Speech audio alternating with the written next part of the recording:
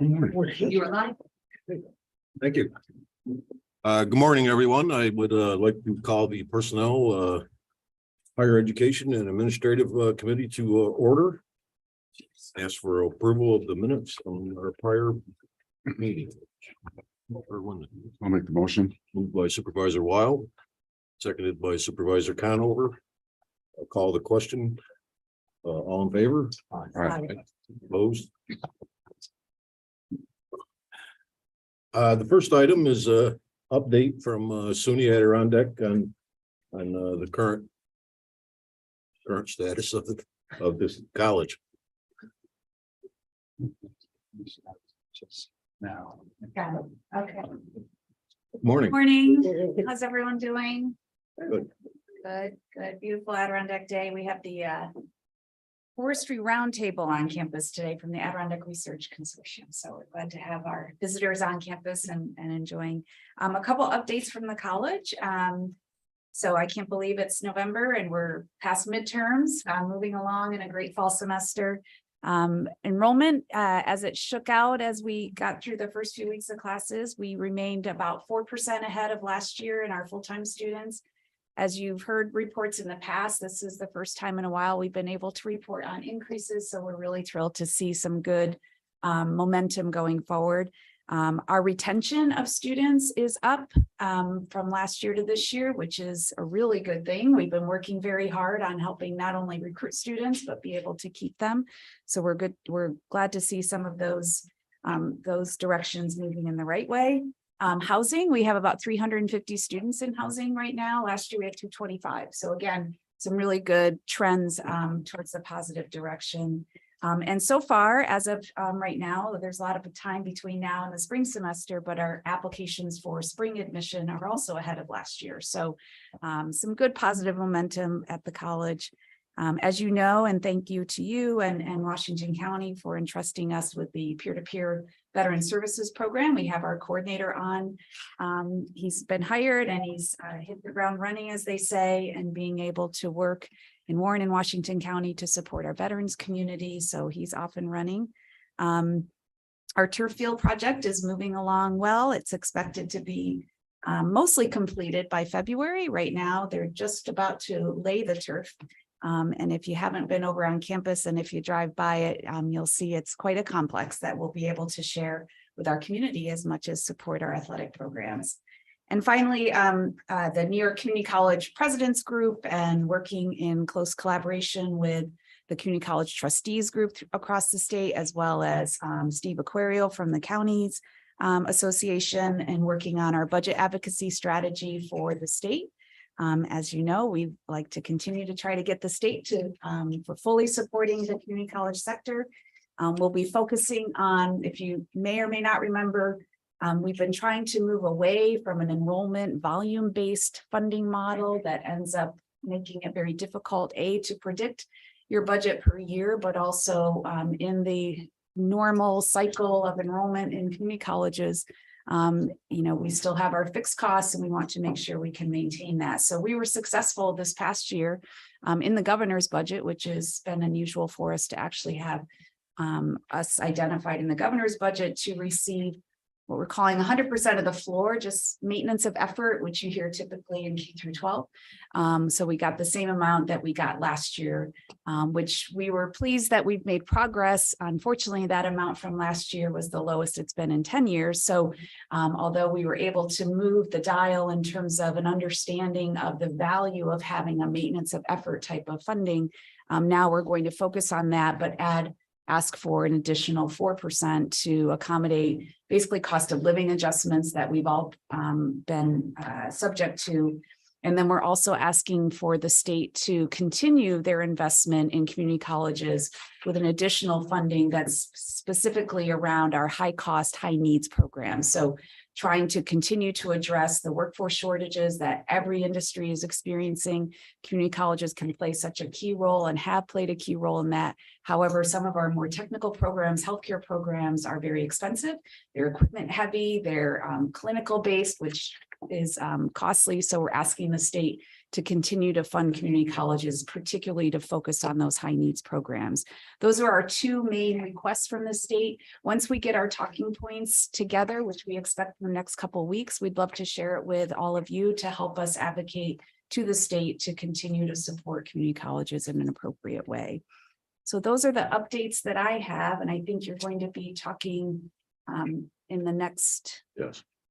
section about sponsor share Yep. proposal. Do you want me to speak to any of that now, or would you prefer to wait? No, I think we'll wait. Okay, great. Thank you. Any questions that I can answer? Yes, Supervisor Beatty. Thanks, Mr. Chairman. Hey, good morning. Good morning. Just a couple questions. So our full-time enrollment's up 4% Mhm. and our part-time enrollment It's down a little is bit. down. Mhm. Okay, and how many can we house in our dormitory? The maximum capacity is 408. So 408. we're at 350, so roughly 87%. Okay, all right, thank you. You're welcome. Any other questions? Dr. Duffy? Good, thank you. Thank you. The next item is items to be discussed by our county attorney, Mr. Elman. Thank you. Good morning, everyone. Starting with item 3A, this is a resolution request for an additional appropriation of funds to finish out a fund imbalance in the county budget. And the two lines of the imbalance are hospitalization and dental insurance. I do want to thank Rob Lynch in the treasurer's office for helping us figure out what those numbers would need to be for the remainder of the year. Earlier in the year, we did do a resolution request, which we thought would give it an imbalance. But as was pointed out to us, it's an deficiency because there was some number in the 22 budget on these two lines. So the request for $25,164.90 corrects that unappropriated fund for the hospitalization, and the $295.80 corrects it for the dental insurance coverage through the end of this year. Moved by Supervisor Conover, seconded by Supervisor Frazier. Discussion? May chime in here, that such discrepancies are typical throughout the year because departments do not know exactly what the hospitalization will be. Larger departments can usually absorb it with things coming and going. Smaller departments like the county attorney's office, it shows up as a really big red flag. That there tends to be in the overall Warren County budget for hospitalization funds that at end of year can adjust these deficits. So this is a matter of housekeeping, to be able to keep those red lines off of the monthly budget reports.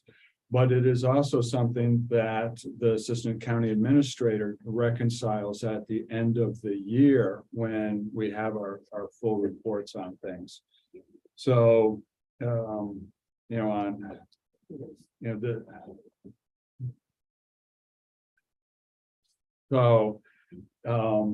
we can move forward with these adjustments. This is a big one for a small department. Others, though, it's one of those things that through the county administrator's office at the end of the year, there's a lot of reconciliation that happens with I'll call it unused budgeted money. Right. Yep. And just with all due respect to the acting county administrator, we prefer the term lean department as compared to small. Thank you. So noted. And again, we put this forward because our department shows up every month on the monthly exceptions list that the treasurer's office puts out. So whatever the preference of the committee is fine by us. Yes. Thank you, Mr. Chairman. And as it is, it will be a wash at the end of the year. We can take it out of unappropriated fund balance right now. Settle it up bring them into the black. But at the end of the year, we would be, to reconcile, we would be using what would otherwise go into the fund balance. If I can, wish I could explain that better, but Remaining funds. Yeah. Yep. Any other discussion? Budgets or estimates, so. I'll call the question, all in favor? Aye. Opposed? Carried. B, I believe. Thank you. 3B is a request to approve a 2023 contract with Bartlett, Ponce, Stewart and Rhodes for legal services in the area of labor matters. Hopefully, as the committee members know, Larry Pelchowitz has been the lead attorney and negotiator for the county for a number of years. I have been very grateful and fortunate that he's been in that role as I started up as the county attorney this past year. And his prior 3-year contract with his law firm ends December 31st of 2022. This would be a request for a 1-year contract with the option for 2 additional 1-year extensions. The fee, which is a monthly fee, is the same fee that was under the 2018 resolution, as the law firm agreed to keep that same monthly fee in place for the next term. And if there was work outside of that monthly fee, there would be an additional request for funding at the rates, the hourly rates that are needed. Okay, someone care to move this, get it on the floor? Yes, moved by Supervisor Conover, seconded by Supervisor Wild. Questions or discussion? Yes, Supervisor Beatty. Yeah, thank you, Mr. Chairman. So the option years, is that at our leisure or at our request? In other words, we can either offer those options or not offer those options. Is that? You would be approving the right to opt in on those future years. And the county attorney would determine whether to extend the contract or send it out to bid or do some other step going into each of the next 2 consecutive years after 2023. So You would be clearly giving the authority to continue the contract for up to 3 years in total. okay, I'm just thinking a lot. Is there an advantage in that or a disadvantage in that either way? I mean, my perspective, you can see both an advantage and a disadvantage. One disadvantage would be we're not bidding it out, but we're not offering it up to other law firms. Okay, so where it could be better pricing for the county. On the disadvantage side, maybe higher pricing up there. So, you know, this locks us into that pricing, correct? Those options. It locks us into that pricing for the 2023 term and gives us the ability to then internally in the county attorney's office, make the determination if there is a need to do a bid for the work or to continue the contract for an additional year for 2024. And then again, is there a desire to bid it out in 24 to see what comes in or to continue the contract in 25?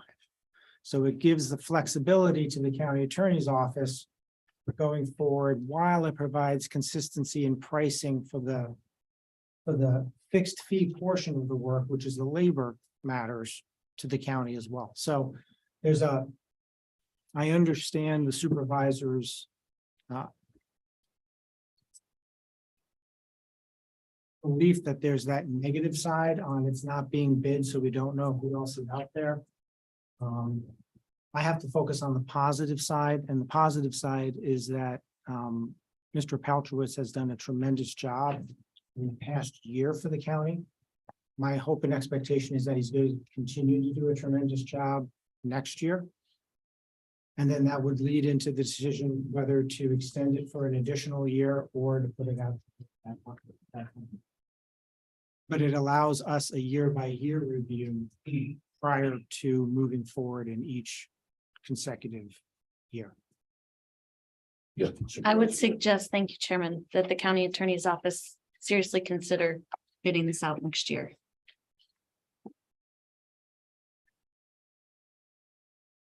Okay, any other discussion? All right, I'll call the question on 3B. All in favor? Aye. Opposed? Opposed. In opposition.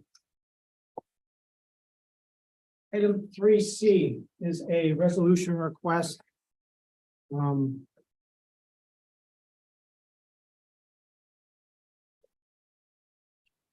To enter into a contract with Fitzgerald Morris Baker and Firth for litigation and trial counsel services and representation in defense of one of our Child Victim Act claims, the claim made by Joshua Rouse.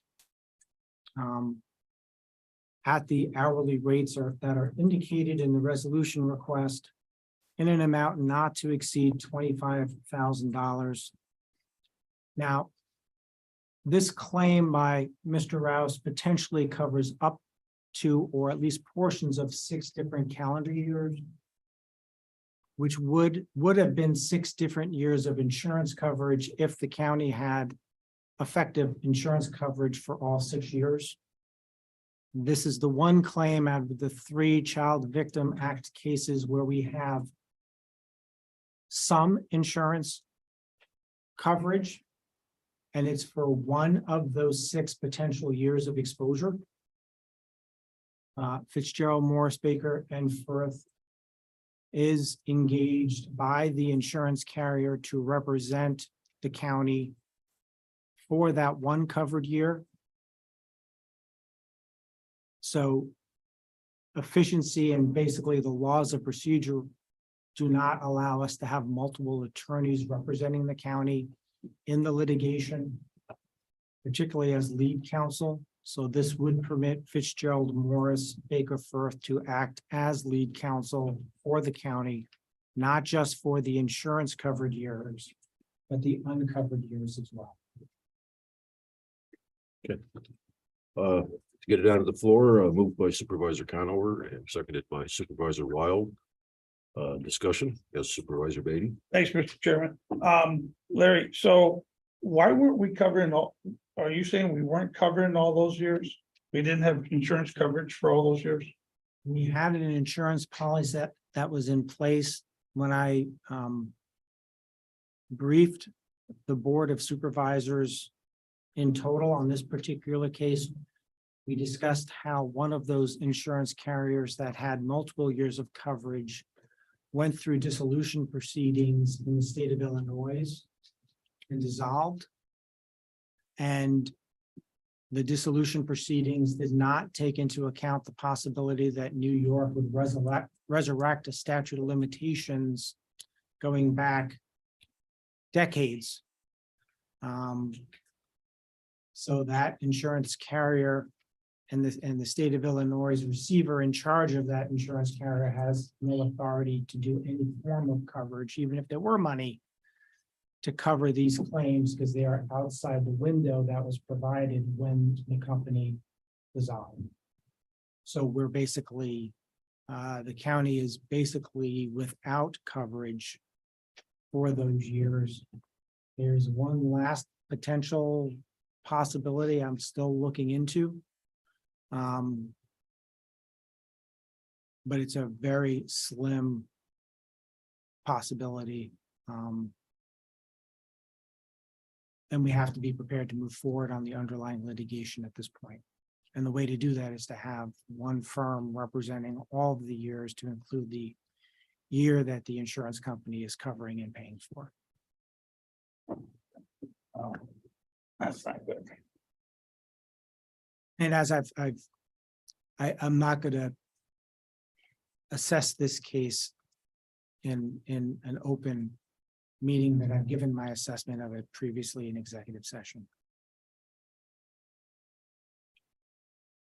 Okay, any other discussion about item 3C? Hearing none, I'll call the question. All in favor? Aye. Aye. Opposed? Carried. 3D. It's to deal with the ethics board.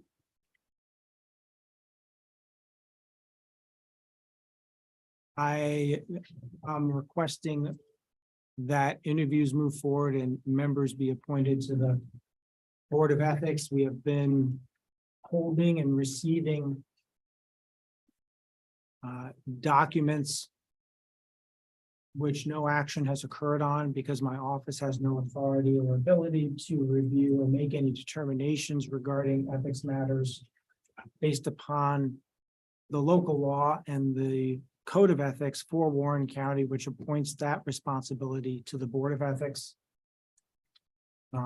This committee, and then the Board of Supervisors was very gracious to partially fill the positions with individuals who had previously served.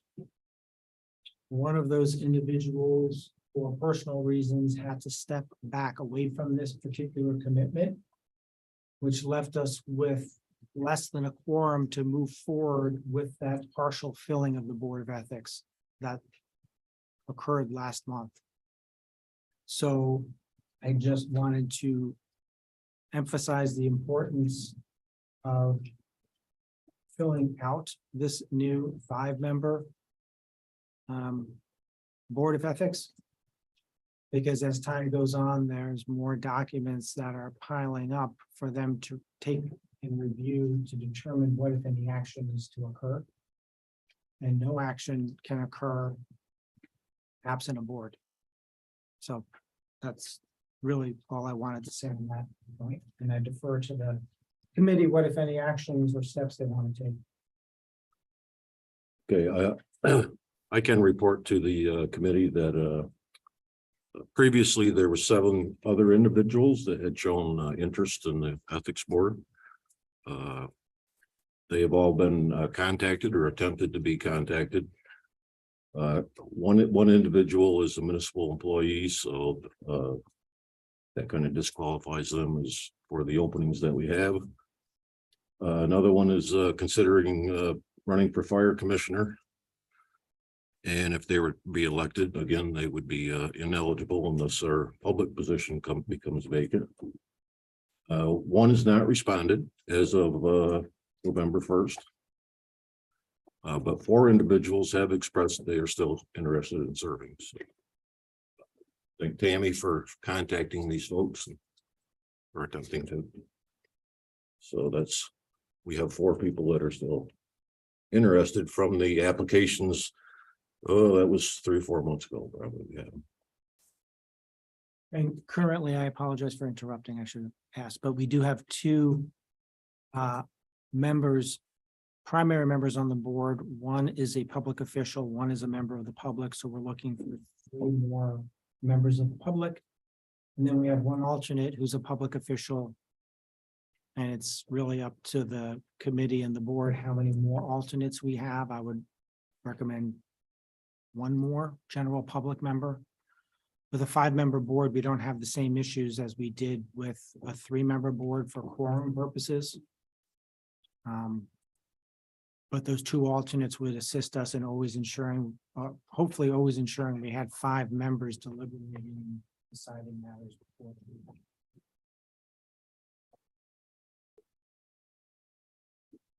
Would you like to proceed? Yes, Supervisor Bramer. Thank you, Chairman. Are those 4 people who said they're interested? Are they members of the public? Do they fit Yes. that category? Can we know their names?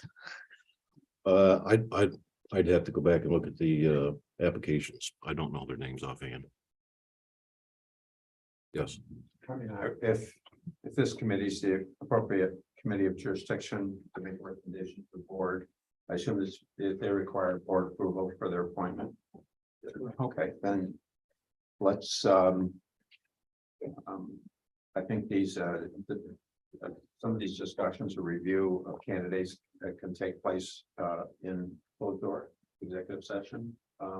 If not, my recommendation is let's bring them forward at the earliest possible committee meeting and let's make a decision. I agree. Maybe let's not mess around with this. Mhm. But I would say in terms of protecting candidates, you know, any, to the degree we can protect them, right, you know, in terms of our deliberations, we should do that, of course we should. If we can't, well then we just make sure they know that, that this is gonna be a public process, right?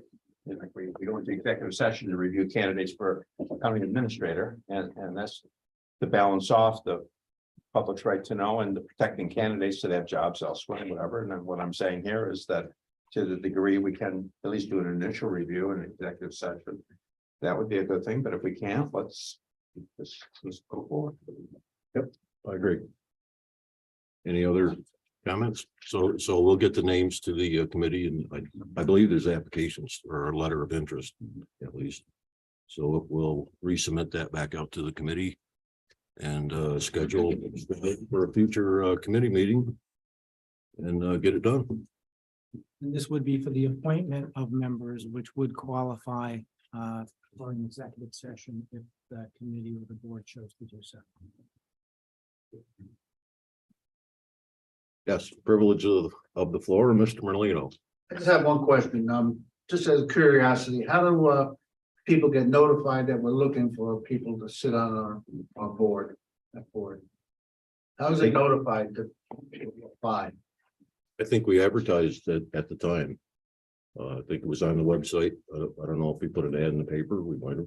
I'm not sure. I forget. Oh, You know, because we have 12 towns that have ethics board. And I always felt that it would, might be talk to each one of the town supervisors to see if somebody on their board would like to apply.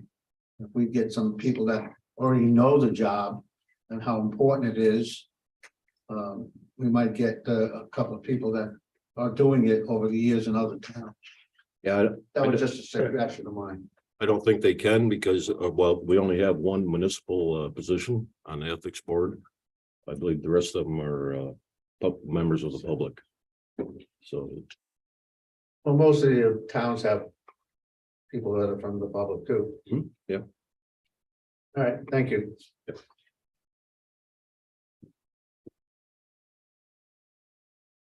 Any other comments on that issue? Okay. 3E is to approve a settlement agreement with Forest Enterprises Management. Yes, as the resolution request states, there's been a desire to settle that we obtained from Forest Enterprises.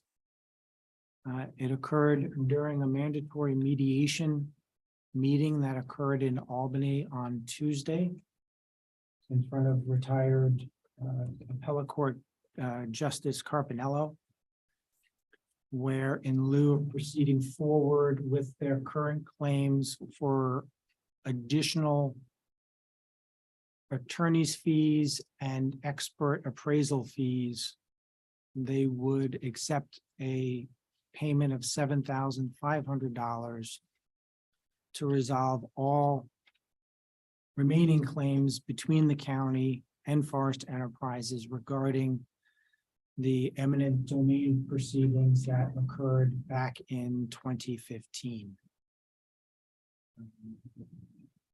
If there were particular questions regarding the reasons for accepting that, I would like to defer those to an executive session rather than address them on the record. But I can clearly state that this payment would remove the last bastion of claims that exist. And part of the payment would be a waiver and general release of all claims between the two parties that arose out of the eminent domain proceedings 7 or 8 years ago. Bring it to the floor. Okay, moved by Supervisor Wild. And seconded by Supervisor Runyon. Discussion. Supervisor Raymond. Thank you, Chairman. I'm not asking for the reasons per se about that specific number, but we did pay, we've been paying. And I thought that the June payment ordered by the judge was the final one. That wasn't Yes, true. I did too, until they filed a notice of appeal because they believed that they were entitled to more than what the judge awarded them. Gotcha. So this payment resolves that further claim that the trial court did not pay them enough money. Go ahead. Have they perfected the appeal? Absolutely. They did. Well, when Filed they their brief. appealed, we appealed as well to preserve our rights. But perfection means that the briefs have all been prepared and filed. Neither party at this point has perfected, meaning we have not Okay. prepared and filed. The mediation is mandatory when you go on appeal in the third department. And they schedule these conferences early on before the parties invest their resources in doing that additional brief writing. As you, I'm sure, are aware substantially. Thank you. Supervisor Beatty? So if, if I understand this correctly, so this is one additional payment of 7,500.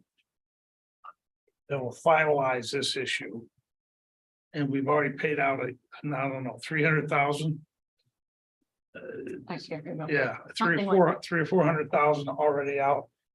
But this final, it seems like to me, of 7,500. Then lays this issue to rest. Am I, or can we expect another one a month from now? And then another one, and another one? I mean, If this money is approved by the Board of Supervisors, there'll be a general release that both parties sign, which waive any other potential future claims either party has against the other forever regarding this particular matter. just one final comment. Thank you, Larry. Go ahead. This is what happens when we take people's land through eminent domain without having the legal right to do that and to make decisions that are premature. This all had to do with the airport. It's for a walk down memory lane. We said, hey, we're gonna take this guy's land. We never had the final authorization from the FAA. And then the FAA finally said, no, we're not giving you any of the money because it's not needed. So this is a mistake that Warren County made that cost the taxpayers. I think it's 400,000, maybe even more than that. So I was against this all along, and sadly, this is the end of a long, costly road to the taxpayers.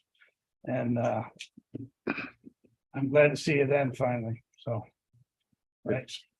Any other discussion? Call the question, all in favor of the $7,500? Bye. Aye, opposed? Carried.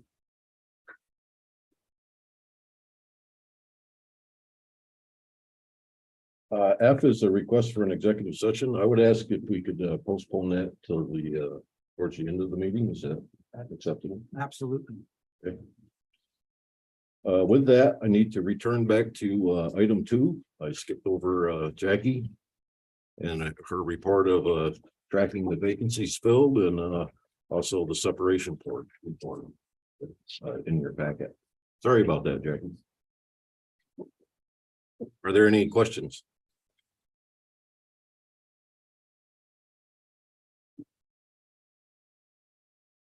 Karen, Yes. I believe the new budget gets rid of many of these openings, or is this reflective of I what? would say that. I mean, I thought you were looking to balance some of these by unfilled positions. I did go through the vacant unfilled positions, yeah. Okay. But- So this is a reflection of for the budget. Get approved. This is ongoing. Yeah, Supervisor. These are ones that we're trying to fill. Right. So I guess a question I have for Jackie is if we're having any more success since the salaries were increased overall through the department. I know Superintendent Pages is saying no. It depends on the department.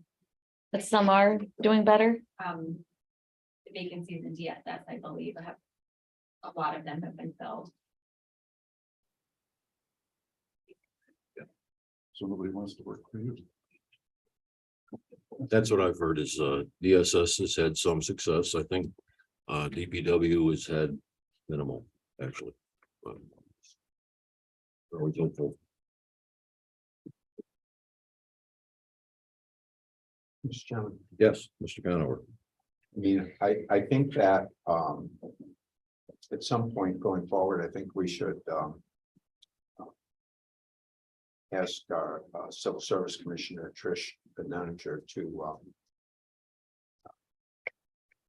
be with us to discuss the status of,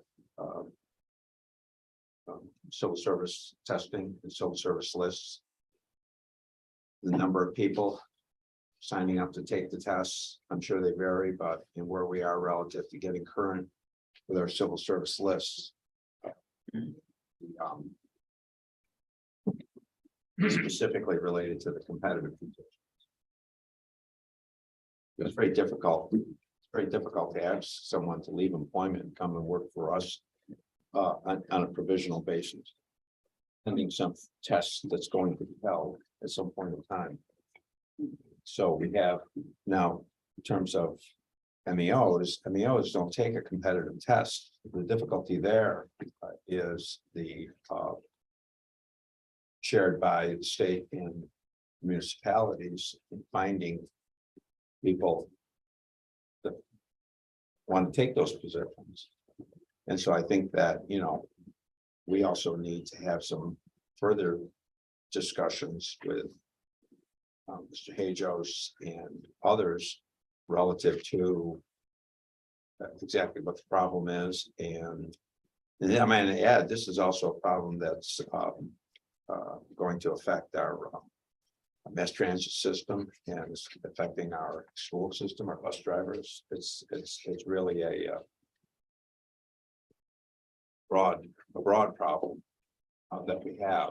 It's one of the reasons why Guns Falls Mass Transit is looking to merge, if you will, to combine with Albany as the labor supply and the economy. There are many reasons, but one of the reasons is that they have access to drivers, and I think it's a discussion that we really have to have going forward.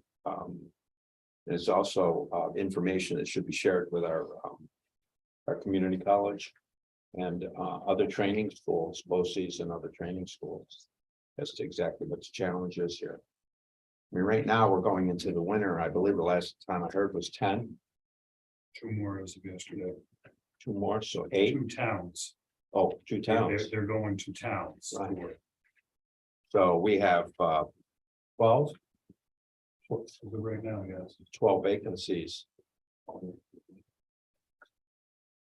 So this is a big deal. It's certainly in terms of equipment operators for sure, but also across the board. We have to eventually come with, are we getting candidates taking the tests? Are they interested in working for municipal government? That's just Warren County. Are they interested in working for municipal government? And if not, why not? We just may not be competitive. I don't know. The full reason. Now, COVID exacerbated the situation. I do believe that during COVID, there weren't very many tests, if any. So naturally, that would deplete your lists. And so maybe we're involved in a period here of having to recharge our lists, and it's going to take a little bit of time. I don't know, but I think we need to talk to Trish about this going forward. And Yep, our we human will. resource director. We'll schedule a section of our next meeting to discuss that. Yes, Supervisor Beatty. Yeah, thanks, Mr. Chairman. Obviously, every sector across the country is hurting for employees. One fun fact, or I wouldn't call it fun fact, is the public sector has the least amount of openings of any sector in the country. We have nationwide, it's about an 18% opening in the public sector. So, yeah, we want to be full, but believe it or not, all the other sectors across the country are having a much harder time than even the public sector. So I want us to keep this in perspective a little bit. Of where we are. In needs of employees compared to the rest of the sectors across the country, which are at much more of a disadvantage or in a worst case scenario. In hunt of those same employees, so. Yeah, it's a widespread problem. Yes, Mr. Wild. Mr. Chairman, thanks. I've got a question for Jackie, and it has to do with our workforce and the fact that I'm just curious, Jackie, can you give us maybe a trend line or some outlook going out for the next few years about how many in our workforce are going to be expected to retire? And one of the reasons why I ask is because we've gone through some demographic discussions with the EDC and the like about the aging population in Warren County. And a lot of people here have decided to retire. And there's less of a pool of individuals in Warren County to help fill these jobs. So it might be something for us to look forward for the next few years out to say, what do we need to do to make sure we can get these key positions filled? And maybe do something with the salaries to be better to attract some of these people. Everybody's hurting for workers. We have a certain obligation to the population as a whole in Warren County to make sure we provide the services that need to be provided. So we better, I think, move forward, kind of project out where we are, where we're going, and get these things filled. We have an issue in planning department now. We know Wayne's going to be gone, probably sooner than later. And we're not having much success getting that filled. So I'm just curious if we're going to have other issues with other retirees over the next few years. So Jack, if you don't mind. Thanks. You're not smiling at me. No, I obviously don't have information right now, but I can put together reports on the demographics of our workforce. Great. Thank you. Mr. Chairman. Frank, you brought that up in budget time with building codes. Being able to create get an extra body in to start to train them for the inspectors are going out. And some of these jobs you can't go in. And 2 weeks, they're ready to go. So I know it was discussed during the budget time, at least in building codes over there, bringing somebody in at least, 4 or 5 months early to start to train them and have them take the courses. It's an issue we need to address. Okay, any other questions for Jackie? Okay, we'll return to item 4. And that's a request from the clerk of the board for appropriation of funds in the amount of $60,000 from the general fund unappropriated fund balance to the coroner and medical examiners budget code 1185.435. And this is to cover estimated costs of autopsies for the remainder of 2022. I'll bring it forward. Introduced by Supervisor Conover and seconded by Supervisor Wild. Discussion or questions? Mr. Chairman, are any of these reimbursable? Reimbursables? I don't believe so. No, right? Thanks. Good choice. Okay, any other comments? I'll call the question. Item 4, all in favor? Aye. Opposed? Carried. Number 5 is a referral from the Criminal Justice and Public Safety Committee. And it's to do with the Public Defender's Office. And it's a request to amend the table of organization and salary schedule to increase the salary of the coordinating attorney for the public defender from $81,618 to $97,310, effective retroactive to November 7th of this year, 2022.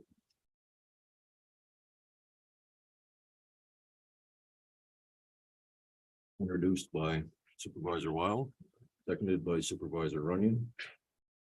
Discussion on this item. So Aaron is here because that number that's in his request is wrong. It Okay. needs to be adjusted. So Okay. might want to check. I'll recognize Aaron for I think a correction in the number. Thank you.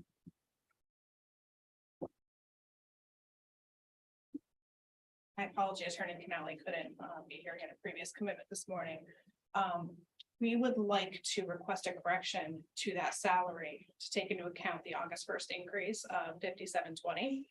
And make that a 103,030 that's reflected in the attorney pay scale now.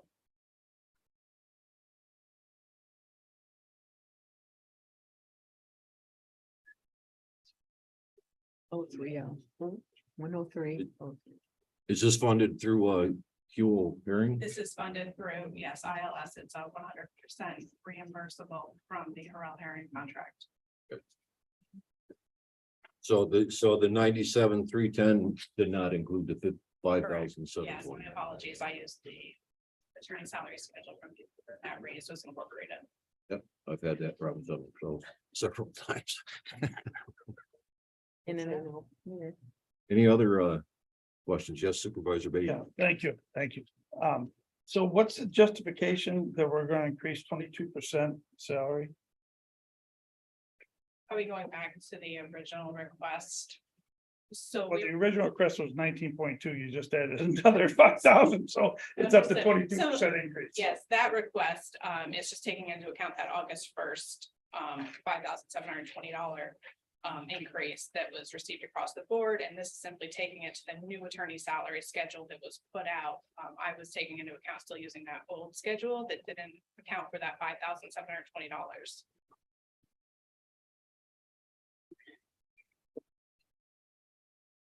So this is to bring her in line with the current schedule that exists, bring that position in line with it.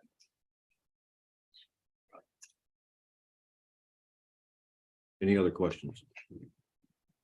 I'll call the question on item 5. All in favor? Aye. Aye, opposed? Okay, carried. Number 6 is a referral from the Legislative Rules and Government Operations Committee. The IT Department, Information Technology, and it's a request to amend their table of organization and salary schedule to create and fill a new position of Programmer 1, annual salary of $65,942, and delete the position of Computer Programmer 2, annual salary of $65,695, effective November 21st. Introduced by Supervisor Runyon, seconded by Supervisor Frazier. Any discussion about this item? Yes. So this is a budget neutral, creating a new position, but deleting the other position. So it's basically a name and change only Pretty much, I think. situation. Couple hundred, what, $250 difference. Okay, if there's no other discussion, I'll call the question on item 6. All in favor? Aye. Opposed? Carried. Next is item 7, and this is again discussion on SUNY Adirondack and sponsor funding formula going forward.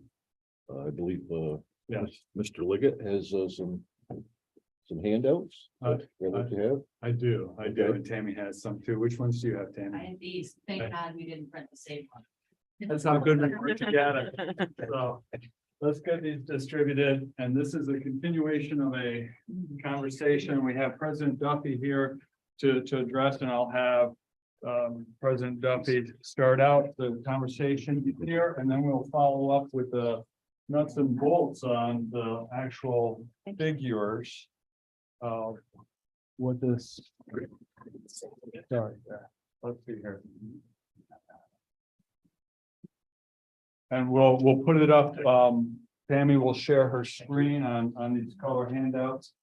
Who'd like a color handout?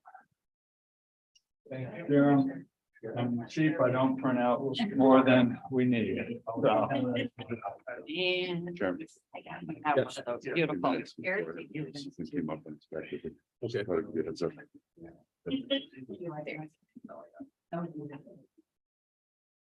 Now, Mr. Chairman, this was a discussion that was started up, and what's in front on the color copies, you'll see there's even a, well, I didn't say one for myself here. And Tammy, can you share your screen so we can see what we're all talking about? And this has to do about our sponsor shares. Warren and Washington County are sponsors of SUNY Adirondack, and we contribute money every year. And there's some things for us to consider. So at this time, I'd like to ask Dr. Duffy to address us, to give us context for this. Okay, yes, Dr. Duffy, please. Morning. Well, thank you for having me back. To give some historical perspective, as Supervisor Leggett, Interim County Administrator Leggett shared, Warren and Washington County entered an agreement back in 1961 to sponsor the community college. And ever since then, we've appreciated all of your support, and we continue to appreciate that. Back in 2017, we actually started the conversation internally and then with the supervisors and some of our joint county meetings to really map out on the board's direction a long-term financial sustainability plan for the college. Acknowledging that demographics are continuing to shift at that point, projecting out to determine what our enrollment might look like, and also trying to address, our funding needs, and also understanding that our state funding and our local share funding were intended when community colleges were created to be a third county sponsors, a third of state funding, and a third from student tuition. And of course, over time, what's happened is students continue to bear most of the cost of operating the institution. And so we wanted to take a good look out 5 or 6 years to determine what would need to happen to ensure the financial viability of the college to continue to provide the education and training that we provide for the community. So at that point, Anne-Marie and her team, Eric is here today as our budget analyst, put together a projection. We shared it with the county sponsors that basically said that if everything stayed the same, if we continue to receive a 2% annual increase, which has typically been what both of our sponsors have given us, if state aid didn't go up, kind of the worst case scenario, and then tried to have best case scenario, worst case scenario, and something in between. And in that projection, one area that we wanted to focus on was our sponsor share. We've every year share with you our data that compares us to our peers. And then when we look at peers, we look at institutions, other SUNY community colleges that are about the same size as us in terms of enrollment, their budget, et cetera. And the sponsor share, those coming from Warren and Washington County, continue to lag behind our peers. You're roughly around 10 to 12%, depending on the year, of our operating revenue, and our peer institutions hover around 15% or higher. So what we had suggested at that point is to begin talking about, would there be opportunity to increase our sponsor share to at least get to that 15% of our operating revenue over time. Conversations continued, COVID happened, we all know about that. So we've restarted those conversations and had some conversation over the past several months, proposed some ideas for the counties to consider.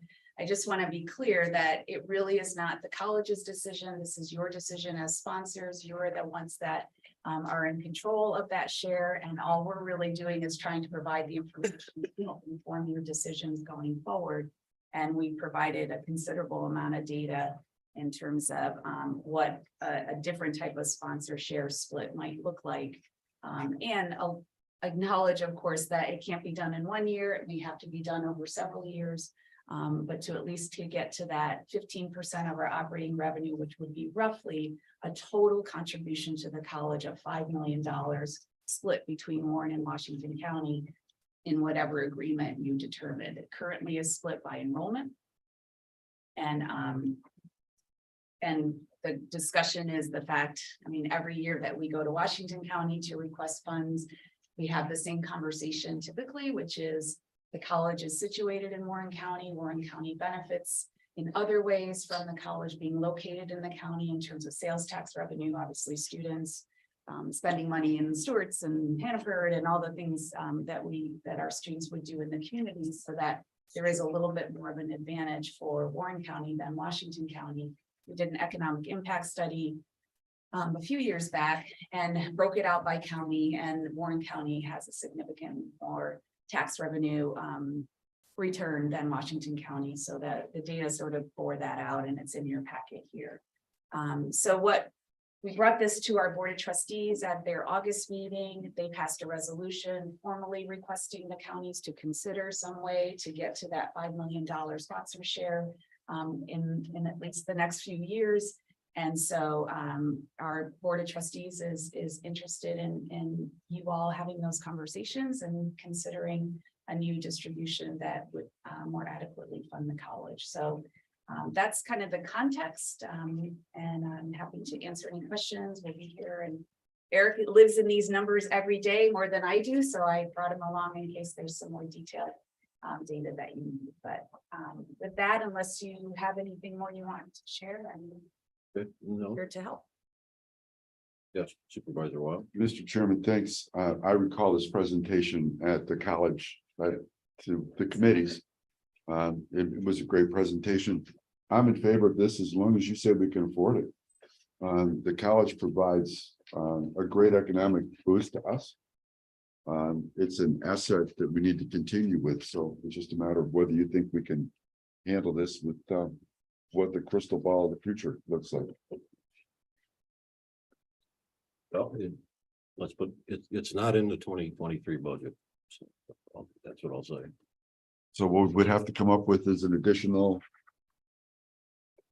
How much? Where it is. Mr. Chairman? Yeah, go ahead. Because there is an overlap in the academic year and our fiscal year, what would we, if this was adopted now, would we be looking at a third quarter payment? How would that occur? What would, I checked with Lisa, our finance person. The college does, or the county, Warren County, Cole County, pay the college quarterly in January, July, and April. So our fiscal year, just for people's refresher, is September 1st to August 31st. And so, you know, we're just a little bit of a different, obviously, budget year than the county. We start next year's budget discussions really now, but we start putting together our budget in January of 23.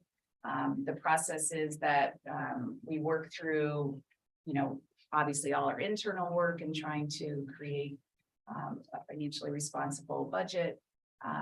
We then determine, we hope that the state budget is passed by April 1st, so we at least have an idea of what the state is going to fund us. That then helps us to set our tuition rate, which we bring to our Board of Trustees in May. And then all along that timeline, we typically are having conversations with our county sponsors about what we're anticipating requesting from you. Then the budget is presented to you in June, allowing for that month of review, and then you vote on that in July. The budget then goes to SUNY to be considered, and typically SUNY approves that somewhere in September, October, depending on the year. But our budget kicks off regardless of that September 1. So that's just our timeline and how it dovetails with yours. And July quarterly payment, because it crosses essentially our year, end of the year, and yours. There is a true up in there. Essentially, it's purple. so the July payment is a true up. That's our final payment, but our first payment would be in, Well, essentially, July is also gets your, at least better than that, but it's. okay, true up and the funding. Okay, thank you, Eric.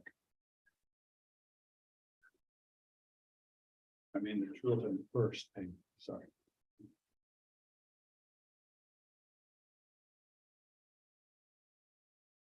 $120,000. 120,000 more in this year's budget. Last page, it says it's 178.7.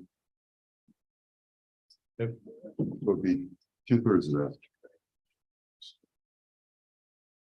Mr. Chairman, we can put this up on, Good, yeah. if we need to, so that we can all be on the same page. Here, with it on everybody in the discussion. You do it based on enrollment, right? They do it based on enrollment, not Excel spreadsheet. If it's okay with the chairman. Sure, yeah, absolutely.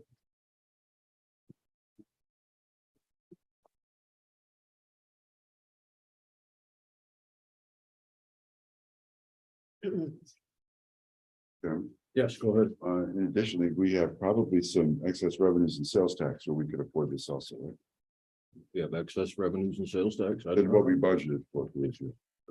That's News, I don't know about news to the budget officer. that. That's funny. So a quick rundown to get to the bottom line that Supervisor Wild has put out there is the statement of the problem is to get to the 5 million or the 15% in sponsor contributions as requested by the trustees of SUNY Adirondack, and that is in your color handout sheet there. And where the whole idea is to take the pressure off of student tuition. So the proposed solution is to work this out over the next 5 or 6 years to get to that amount. Ryan had done a lot of work on this, and then I put some more into it just to see what it would be, because I included an increase of SUNY Adirondack's budget of about 2% per year, just for forecasting on what it would be. So that goes all into this, and by that, if we increase our contribution by 6.5%, as opposed to 2%, so that's an additional 4.5%, we should be able to get to that amount. Now, I'm going to try to coordinate here with Tammy on this. So you can see that our sponsor contributions are 11.4% right now, with Warren of SUNY's budget, 11.4%. We're shooting for 15%. But Warren County, out of the total contribution, picks up 57%, and Washington County puts up 42%. The next set of lines are what that growth looks like if we continue on that.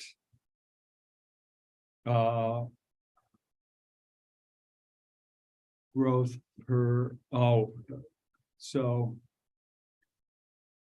and you'll see that in years 28, 29, 15% of the budget will be 5,601,000. That's all in the far right column under the 28, 29 current projected sponsor contribution, assuming 2% growth per year for SUNY Adirondack. So if we do a 6.5% increase by 28, 29, we'll be at 14.79%, 14. And as the budget officer / personnel chairman had just said a little earlier, budgets are projections. Right. So this is what we're working with mostly on concept right now. So right now, if you look at we are basing our contributions on full-time equivalents split between the counties. But as President Duffy had said, at Washington County, they often say, why should we pay this? Warren County gets a lot more from the presence of SUNY Adirondack. And that's also in your colored handout there. That really describes the impact to our county from the college. So what if we went on equalized full value? Because this all comes back to the taxpayer. So what does a taxpayer pay in either county? And if you look at our equalized full value between the two counties, we're just at about $20 billion, with about 68% of that being Warren and 32% of that being Washington County. So we are working in concert with Washington County. I had a discussion with the budget officer of Washington County yesterday about some of these formulas, and they are on board, but they want to take the lead from Warren County because we are the ones that will be making the biggest adjustment on this. So here's a what if scenario. And we plan for SUNY Adirondack to receive 6.5% growth per year in Warren County contribution. We transition the formula from a 57-43 split to the EFE formula, which is what I just said there, 68-32% split. And we do this over time. We can do this by keeping Washington County's contributions fairly flat. And we just increase ours out. So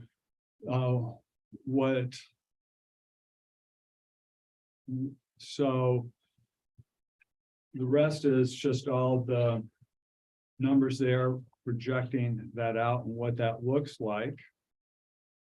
And you'll see on the difference from current projected sponsor contributions there, that for 23-24 school year, Warren County would up the contribution by $178,771. And then those contributions would continue to increase over time. To get us to there.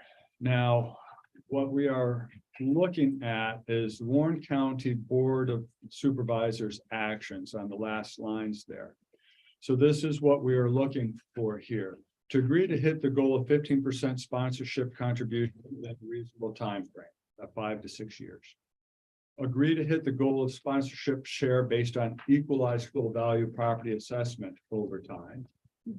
Agree on the rate of sponsorship contribution over time. Now that rate is 6.5% per year over 6 years.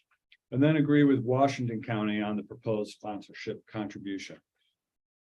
From the Personnel Committee, this goes to the Finance Committee. From the Finance Committee, it goes to the full board. So that's the progress of shepherding this idea through. I just want to clarify, especially for some newer board members, when capital funding is provided by each of the sponsors, you use the equalized value. So that's the formula that's already in place for capital. So just so you're aware of that. Yes. I mean,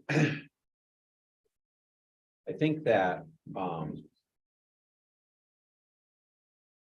I think the idea of developing this plan is a good idea. I think it's one we should support. Exactly what the plan is and how to get to where we need to go, that's always subject to discussion, of course. And I'm glad you mentioned that there are other elements of the business plan at the college where the costs are distributed based on assessed value. I think the operating cost, and I'll stand corrected on this, was, and that's based on let each pay according to their means, and the means test being the assessed value of the counties. The operating, on the other hand, is more student based, and how many students are you sending? I think my sense is that in and of itself is not, at least by today's standards, a reasonable test. On the other hand, it's not an unreasonable driver.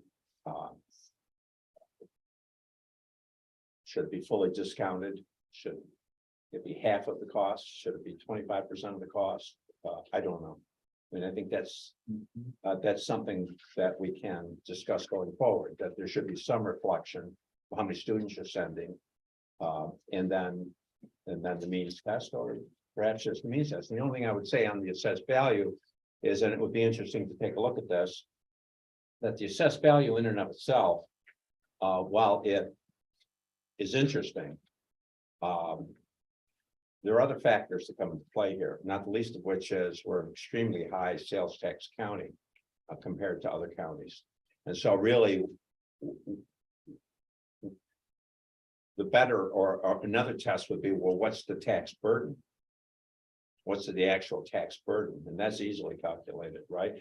I suspect if you went to the calc and calculated the tax burden, that it might be more than what we see here on the assessed value side. But that would be an interesting thing to take a look at, is the actual tax burden of, our entire levy is about 50 million against an assessed value of over 13 billion against a population of 65,000. So those kind of numbers can be easily. But I think the idea is, where do we want, I mean, from my way of thinking, where do we want the college where does the college need to be and where do we want the college 5-6 years from now? And how do we get there? And I don't think there's any question, it's gonna be extremely difficult to get there. With the this part of the business plan that presently exists. It's gonna put burden on other elements of the business plan, students. We don't know what state revenue is gonna look like going forward. We have continuing responsibilities at the college for the physical plant. So I'm taking a long time here, but I guess what I'm saying is that I think that I'd like to see some additional numbers. I'd like to see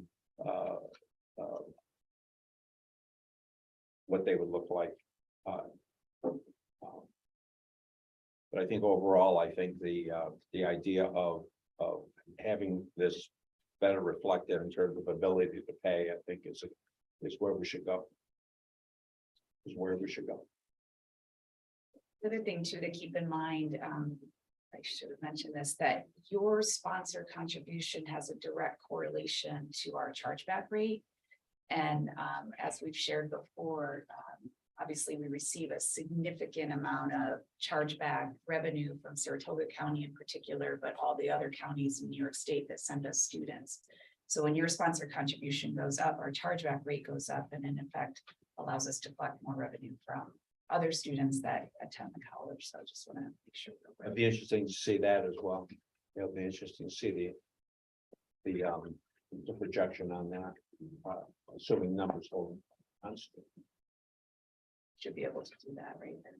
Yeah, I mean, I have it on my desk, but it's. You guys do this, it's about probably another. Not quite $1 million in Saratoga County, but pretty close. Just in Saratoga. Yeah, just Saratoga. Over the 5-year period.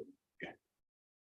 So that's what I'm saying, that, I mean, there are many reasons to be serious about this.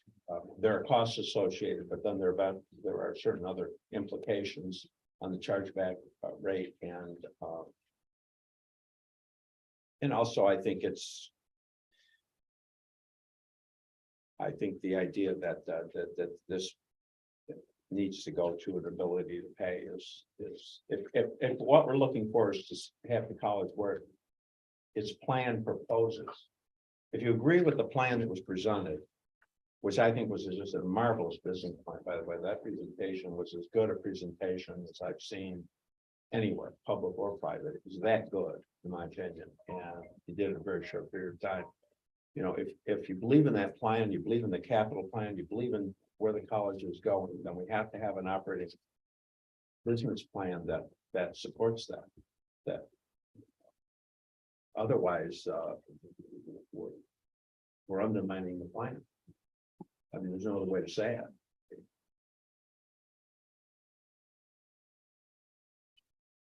Well, Mr. Chairman, I'd love to stay and continue with this, but I wanted to make sure that everyone understood that I'm in full support of moving this forward to finance.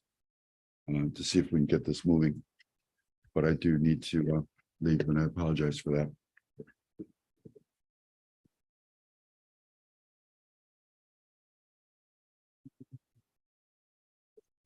Timeline is on this, is some of the decision is immediate today, or do we defer?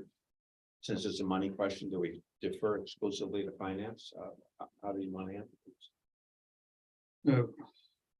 I would think for expediency that if the personnel committee could endorse this in concept, and then the finance committee work it out, it will take less layers to be able to get to where we need to be by January.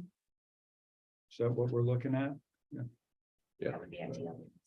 Where you leave, I mean, from my way of thinking. I mean, I think it belongs in finance, it's a money question, it's a very major policy question. I certainly would be prepared to move this question from financing off to finance and. Yeah, I think the last 4 items on the last sheet are that's pretty, if you agree with those statements. I guess. In favor of moving it forward. As far as the dollar amount, I guess that's still somewhat negotiable with Washington County. Well, I agree, and that's why I think the sooner we get this to finance, and the sooner finance can perhaps make arrangements with Washington County, our partner, to sit down and to review this or any of the scenarios that exist that might get advanced. The sooner we begin that process, the better. And I wouldn't want it to be held up in this committee because I really think it needs to get to finance. Agree. So I'd make the motion if the committee's acceptable to, let's move this idea to finance and the process they're gonna have to undertake, I mean, to make a decision. Because eventually it's gotta come to the full board. I'll second that. We have a motion and a second to adopt the 4 items. Is that what, or just move it forward to finance? I would move it. Discussion. Yes. Yeah, I don't know enough about this yet to advance it anywhere. I mean, there's a ton of questions. I got probably 20 questions. So this is very preliminary. I think we've had supervisors scream Armageddon's coming from a sales tax standpoint. The world's gonna come to an end. And some of the same supervisors wanna spend a lot more money. I've been a huge supporter of SUNY Adirondack. Even when their enrollment's gone down dramatically, I supported the increase in funding. I supported the STEM initiative because it made sense financially and to the residents of Warren County. But I just don't have enough information here to vote on sending it to finance or to vote on it at all. I think we're kind of rushing this. We don't have any Washington County partners when we were told that they'd be part of the process, and I haven't seen any committee set up with Warren and Washington County to discuss. So I think I'm not going to vote for moving it to finance because I think it's very premature at this point. Well, I mean, the question is, which committee is going to take the lead? That's the question. And so if we have the lead, then I would agree with Mr. Beatty, then we should have our discussion now in terms of what kind of process do we want? And we need to hammer that out and we need to advance that. So we need to do all of the things that are needed to advance this as a question. If finance is going to be the lead agency on this, then let them be the lead agency on this. Yeah. I mean, I think that determination has to be made. So this is the higher education committee, so I would think that we would probably take the lead on it. And once we, if we settle on some numbers, that's when we would report. And if we're going to have to lead on this, then I think that we're going to need to establish a process where we fulfill the lead agency responsibilities. And I would withdraw the suggestion to move it to finance. And so our discussion here should be on how do we want to proceed. Right, Mr. Chairman, my thought is this isn't, the big question is financial, not whether or not we want to support the college. That should go to the finance committee, not here. Right? I'm not saying that we should dissolve any responsibility for it, but the question is the finances. Can we afford to do this? Multi-year program. It's not whether or not we want to, or we feel it has value. We feel it has merit here. The question is the financing of it. That to me belongs to the finance committee. I agree with that, but I think also it gets back to these 4 items on the last page here.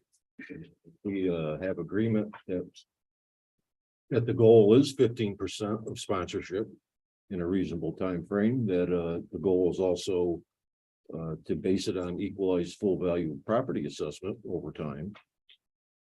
And to agree on the rate of the sponsorship contribution over time.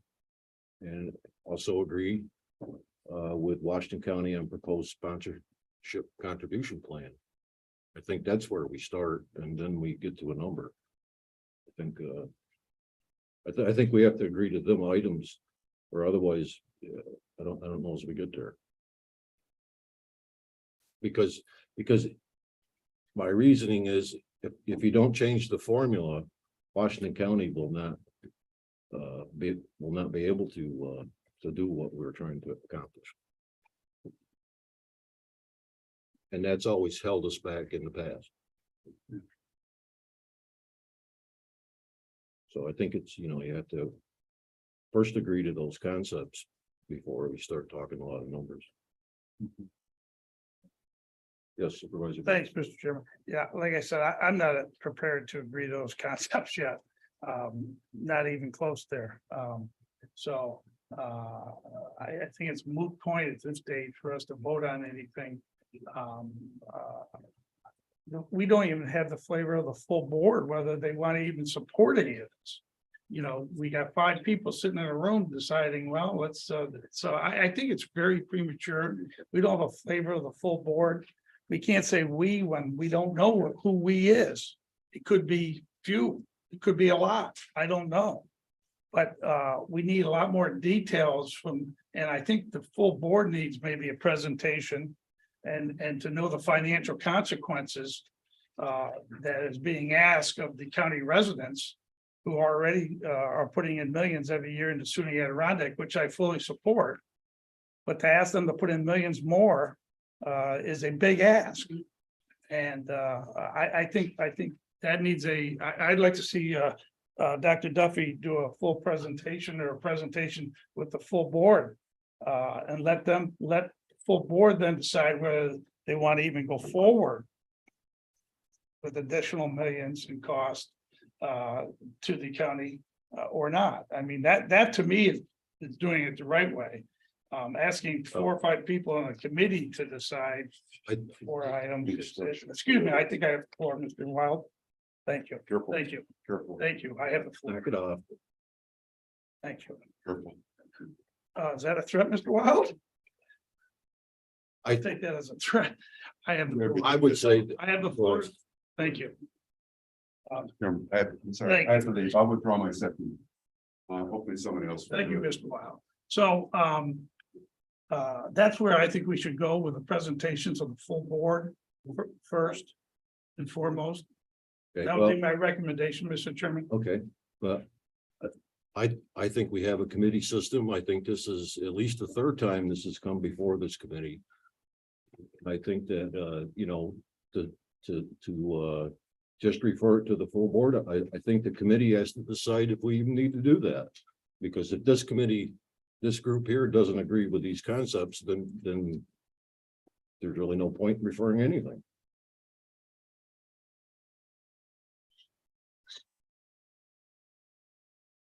I'm prepared to participate if this committee is going to all of the things that Mr. Beatty has discussed can be advanced by us or by finance. That if they're going to be advanced by us, then we need to sit down and we need to discuss how we wish to proceed in terms of making our decision. As opposed to referring this as a general matter to finance, because it's a financial matter. So I'm prepared to sit down now and to say, ask Mr. Beatty how, you know, as a committee, what additional information he requires and how he wishes to proceed, how he wishes this committee to proceed. And I think that I'm willing to entertain the question. But I think it's a serious matter. I think it needs to move forward. And if he needs time to think about that and or he need to have another meeting, a special meeting, that I'm okay with that too. And I'd like to make a motion that we send it to the, that we invite Dr. Duffy to do a presentation to the full board.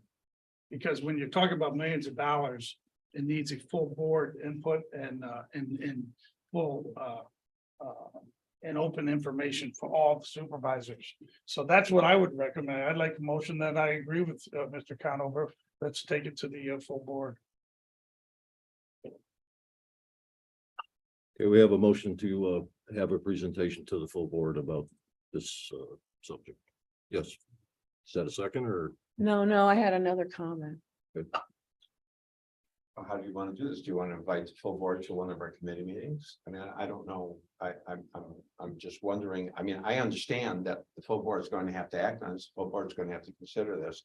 What are they considering specifically? They're considering this. Whether they're considering, since we're, open dialogue now, I guess, Mr. Chairman. We often ask present people to come to the board and present. We do that regularly. All I'm saying is let's ask Dr. Duffy to come to the board to see and explain, the whole business plan, and to see if there's the flavor of the supervisors to go forward in supporting or not supporting the forward initiatives that are at the bottom. I think that's what I think is fair and honest and open. And if the flavor of the board wants to go forward, we will. And if they don't, we won't.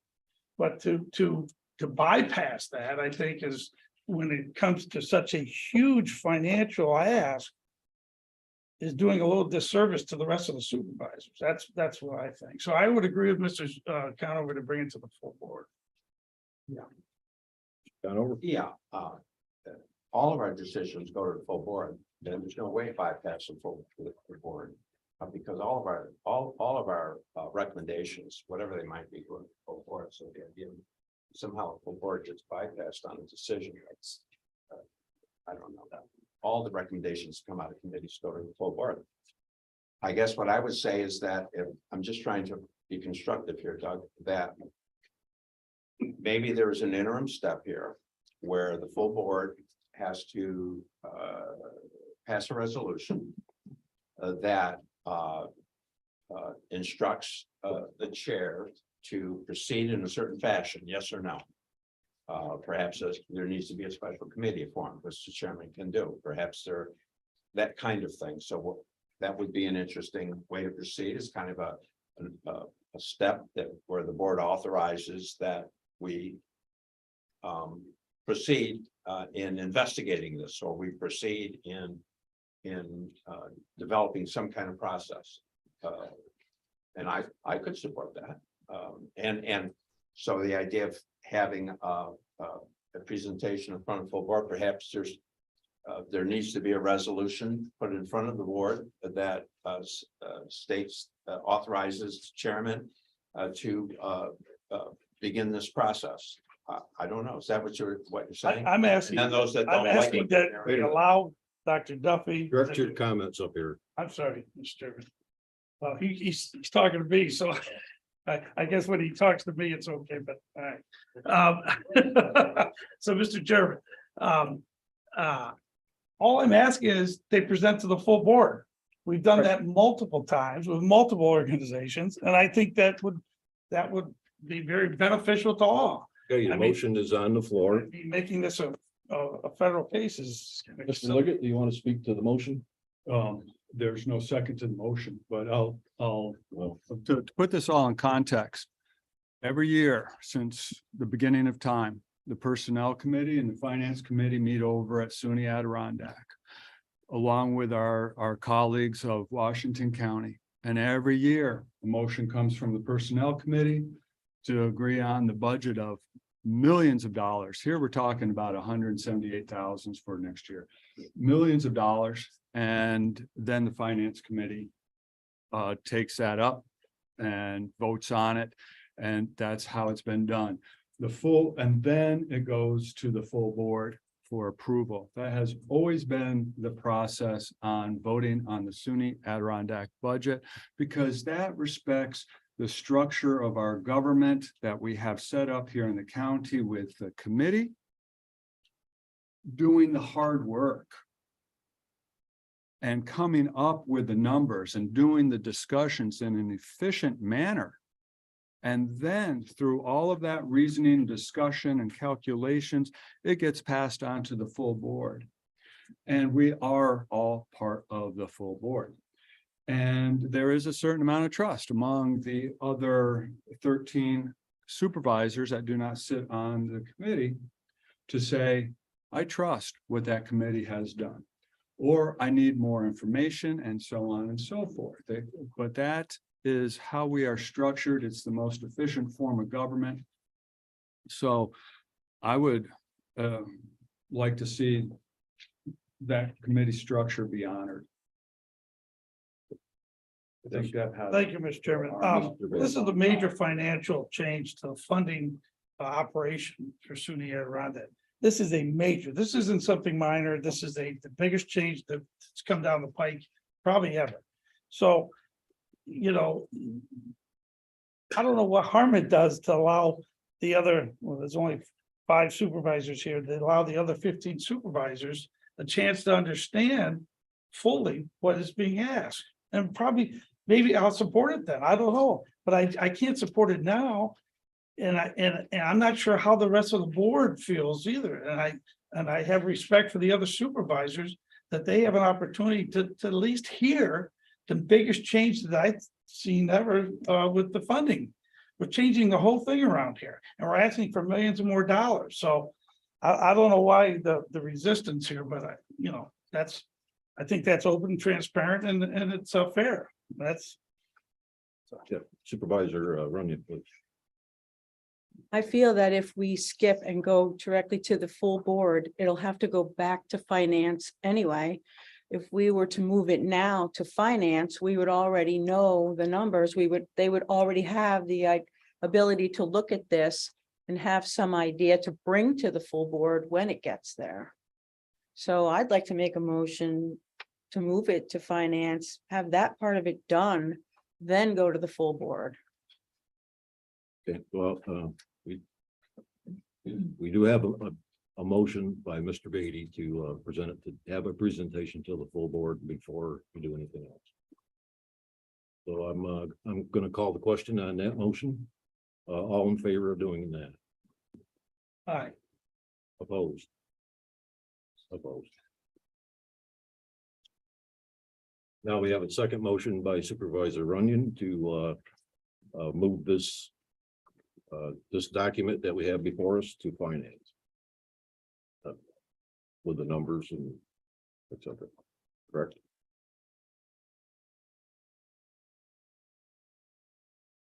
Okay, I would second that.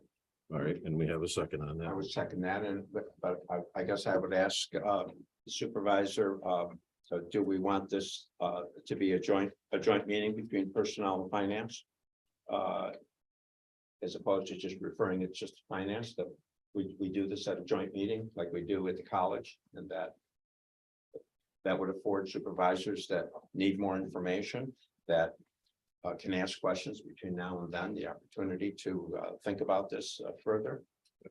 Would you be willing to amend that? Yep, I'll amend that. And I would second that, and that would afford Mr. Beatty the opportunity to, Doesn't. and any other supervisor, the opportunity to participate, continue to participate in these discussions, so that whatever the conclusion is, that eventually has to go to the board, is they can make a decision on whether they're yes or they're no.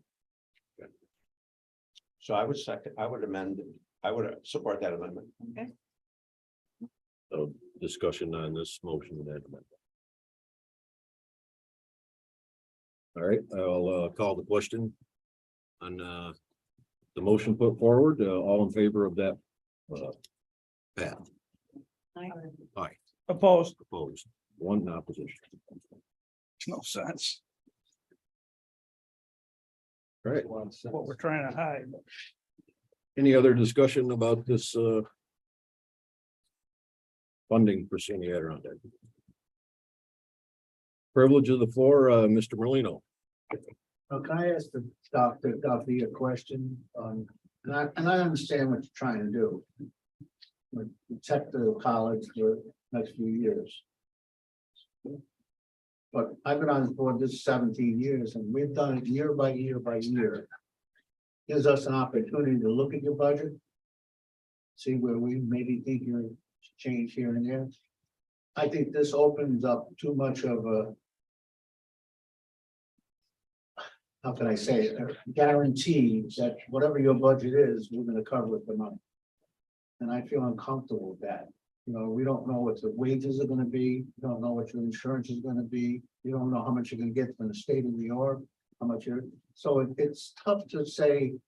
And I do agree with Mr. Beatty on that, it's, you spend a lot of money. I mean, we're moving it from what we've done for so many years, and it's worked.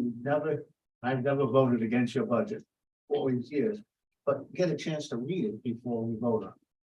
And I just feel sometimes depends on who your new board is, or people might have different ideas of how to, put a raise into, employees or spend more money in different areas. So I'm sitting here listening to all this, and it's not just, and I think it's tough on this board right here and the rest of the supervisors to just try to do this in one day. So that, I mean, that's just, it's guaranteeing money that we don't know what it's gonna be like 3 years from now, 2 years from now. And we're struggling with our budget today, and, people out there are suffering. And, it's tough. Well, that's, I mean, I'm not against what you did, but I know what you're trying to secure yourself for 5 years, but there's no security for us in 5 years that we'll have finances to give you.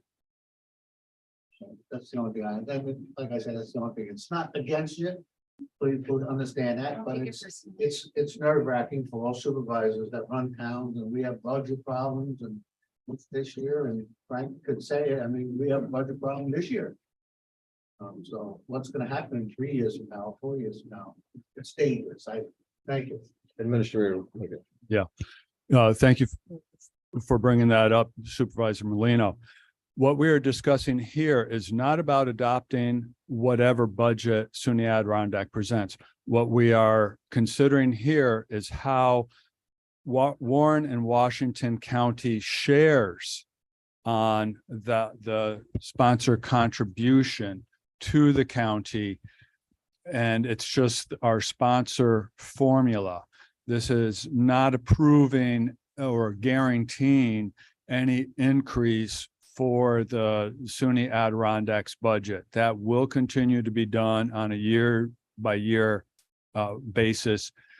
Again, this is only the agreement that we will have between Warren and Washington County on how to share our costs and the level of those costs. Correct.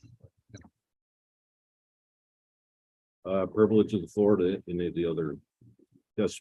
Just one, thank you, Chairman, just one quick comment. We're partners with Washington County, and something that was said struck me. Washington County residents, in due respect, get as much out of SUNY Adirondack as Warren County does. They get as much out of Glens Falls Hospital, located in the city of Glens Falls, as Washington County residents do. And I know for a fact, because I've seen the numbers, as many people from Washington County attend events at the Cool Insuring Arena, yet Washington County doesn't up for any financial monies for that venue. So I think we really need to understand that going forward, that we are, whether we're paying the same amount, we are partners with Washington County, and that we need to encourage them to take a look at the what they're getting out of the college, which is, in my opinion, is as much as Warren County is and other communities. Thank you. Anyone else? Chairman Garrity. Just one quick comment. These are projections. These aren't absolute, right? They're projections. Right. Yeah. Maybe the state will kick in more money in the future. You never know. It's possible. So these are projections. I mean, I want to be as open and have as much discussion with the members of the board as possible. Through our system, follow our system and do it that way. But these are just projections. We're not, I mean, you never know what could happen in the future. You would hope. But these are projections. So I wouldn't lose sight of a hard and fast number that we're going to have to pilot. Yeah, I think the percentages tell you where we would end up. I think. Right, the assessed values. The percentage of the contribution from 57 to 64, 65. That's, Get that, but the dollar amount is projection. well, that's up each year. So. Yeah. Okay. Anything else? Thank you, Dr. Duffy. Thank you, and we're happy, of course, to provide any further data, presentations, whatever is the Yeah. pleasure. Yeah, we will have a joint meeting, I think, with We set one finance. up as soon as possible. Okay, We'll thank you. Try this again. We can meet and talk about it. Yeah, stagnating it to another meeting, or me in the next year before. Yeah, you're right. Yeah, it's not gonna happen overnight. No, this is a long-term decision. But we're not writing anything, it's just the process. Without the numbers and without finance saying we can do it, why move it to the whole? board? Well, we still have one action item, request from the county attorney for an executive session pursuant to section 105(1)(d) of Public Officers Law to discuss pending or current litigation. And like the one. The only addition I'd add, if there's a motion, I apologize, if there's a motion. We have a request. We have a motion by Supervisor Conover, seconded by Supervisor Frazier to enter into executive session. I would ask that the county treasurer be permitted to stay as well for the discussion, if he chooses to. Okay. Allowing the county treasurer to also stay. I'll call the question. All in favor? Aye. Aye. Opposed?